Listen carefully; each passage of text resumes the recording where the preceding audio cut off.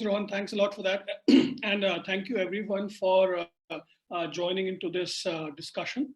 Aarogya Setu app had its genesis in the mid-March when we were seeing increasing numbers of uh, positive cases, and countries across the globe, India included, was depending on manual ways of doing contact tracing.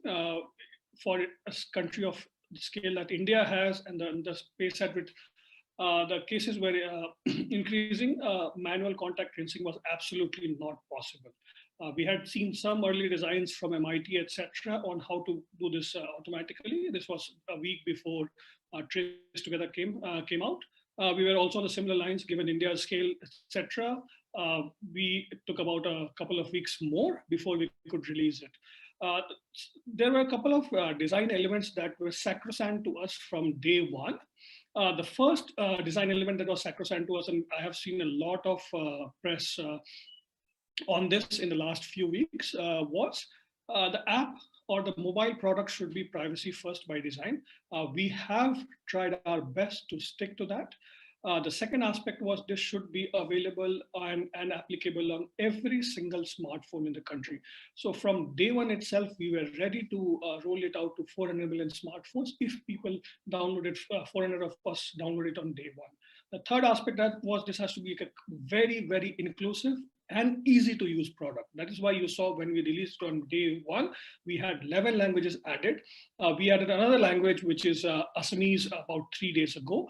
And we are in the process of rolling it out to all 22 scheduled languages in the country. I don't think any other app in the country has that. The fourth aspect was we minimized the use of any third-party software, which may open us to claims of we sharing data with anybody except the people that are mandated to work on Aarogya Setu and people who are mandated to work on COVID-19 related medical interventions. So we built almost everything from ground up.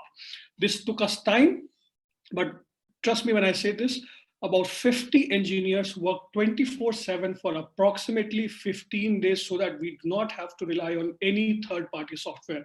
Call us paranoid, but we made sure that every single channel that we open for data to be processed, data to be accessed, or data to be transferred is secured. There are absolutely no vulnerabilities. We actually had 4 different entities check for the security and privacy vulnerability of the app. We still are doing it. Almost on a daily basis, we are looking at open ports, etc., where this could be open to vulnerabilities.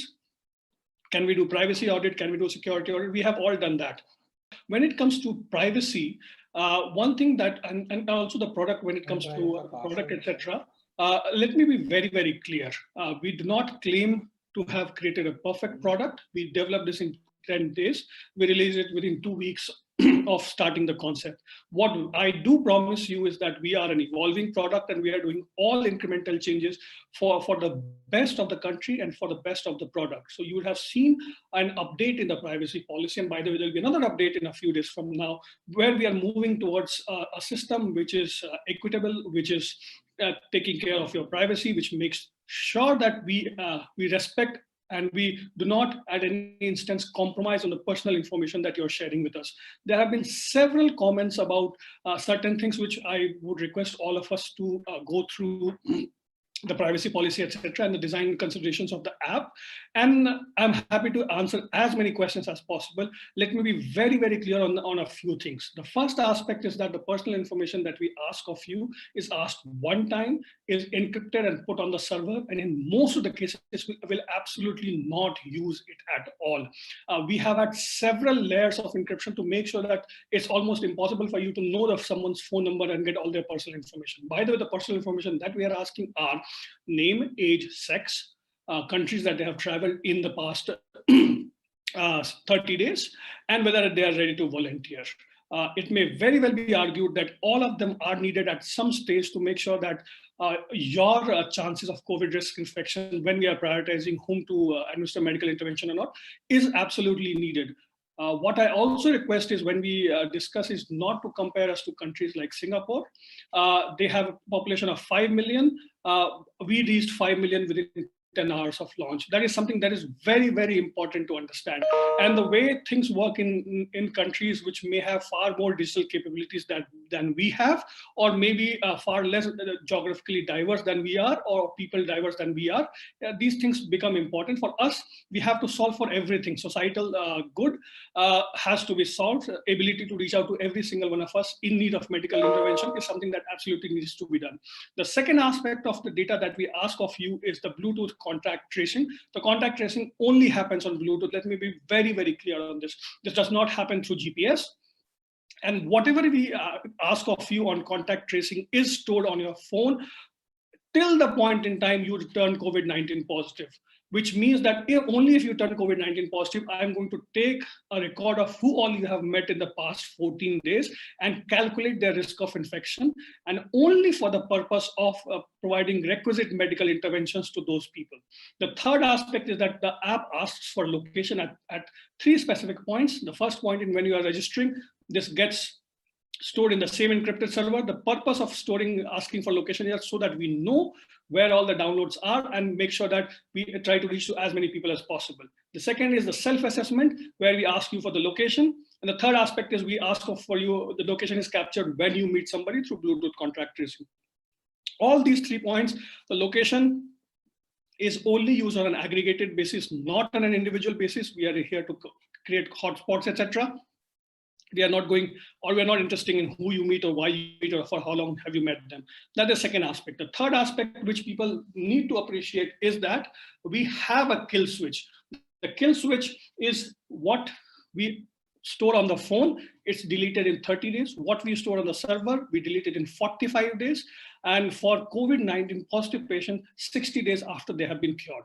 I will request all of us learned people to point me to an app which actually gives you this explicit understanding that we will delete you.